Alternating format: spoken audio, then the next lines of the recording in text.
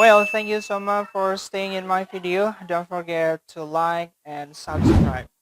Kita lanjutkan pembahasan selanjutnya bagian nonverbal. Apa sih bedanya bagian verbal dan nonverbal? Ya, kalau verbal ketemunya dengan kata kerja, kalau nonverbal itu ketemunya dengan kata sifat ataupun kata benda. Jadi intinya untuk bagian verbal itu baik positif, negatif, interrogatif itu cabangnya itu searah jarum jam. Yaitu subjek, predikat, objek, dan juga keterangan. Searah jarum jam. Nah, ini berbeda dengan nonverbal karena nonverbal justru berbanding dengan arah jarum jam atau tidak searah dengan jarum jam. Yang pertama, kita harus tahu rumusnya dulu. Rumus dari simple present nonverbal, di sana ada penambahan subjek, amisar, dan adjektif atau adjective phrase, noun ataupun noun phrase. Ada am atau is atau are. Nah, ini yang harus kita pasangkan dengan subjek biar tidak tertukar. Maka untuk subjek I dia berpasangan dengan am, you, we, they dengan are. Nah, ini si, he, it-nya dengan is. Ya. Setelah kita pasangkan subjek dan juga to be-nya, langkah selanjutnya itu adalah menggabungkan subjek dengan bagian nonverbal. Ya. Jangan sampai am isarnya tidak ke bawah. Karena pengalaman saya mengajar di sekolah, meskipun sudah dijelaskan, lagi-lagi lupa, lagi-lagi tertinggal. Ya, jadi bagi kalian, kenapa saya buatkan metode belajar seperti ini? Tujuannya adalah agar tidak lupa. Oke, setelah subjek, kita larinya ke bagian nonverbal. Nonverbalnya, selain bisa berupa adjektif ataupun adjective phrase, dia juga bisa berupa noun ataupun noun phrase. Adjektif atau adjective phrase itu berarti kumpulan kata sifat.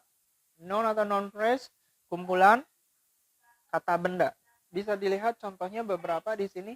Big, beautiful, handsome. Contoh seperti ini misalkan. Saya, nah di sini itu big. Kita mau bikin kalimat saya besar. Maka I am, langsung loncat sini, big. I am big. Dia besar. Dia perempuan misalnya, she is big. Kamu sangat pintar. You are very smart. Jadi intinya sekali lagi yang namanya nonverbal itu benar-benar tidak ada kata kerjanya. Yang ada adalah bagian dari adjektif atau adjective phrase, noun ataupun noun phrase. Setelah subjek bertemu dengan bagian nonverbal, itu boleh kita lanjutkan dengan dikasih keterangan. Namun sekali lagi keterangan ini posisinya boleh ada, boleh tidak ada. Kalau ada nggak apa-apa, kalau tidak ada juga nggak masalah. Ya, contoh misalkan kita mau bikin sebuah kalimat seperti ini. She is so happy in my home.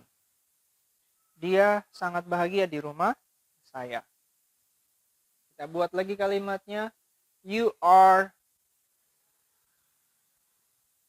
really strong in school. Jadi caranya adalah tinggal ambil satu subjek, jangan lupa to be-nya di bawah, kemudian ambil bagian nonverbal ini, boleh dari adjective phrase ataupun noun phrase atau noun, lalu ambil satu bagian keterangan. Maka jadilah sebuah kalimat nonverbal. Sekali lagi, tidak ada yang susah. Dan kita sudah tahu perbedaan kalimat verbal dan juga kalimat nonverbal. Nah, bagaimana kalau misalkan bentuk negatif? Oke, lanjut di part selanjutnya kita bahas cara membuat kalimat negatif nonverbal.